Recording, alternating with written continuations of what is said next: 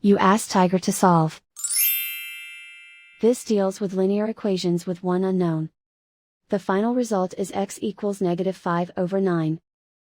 Let's solve it step by step. Group all constants on the right side of the equation. Subtract 45 from both sides. Simplify the arithmetic.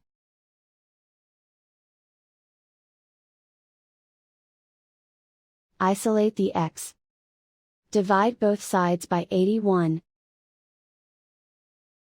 Simplify the fraction.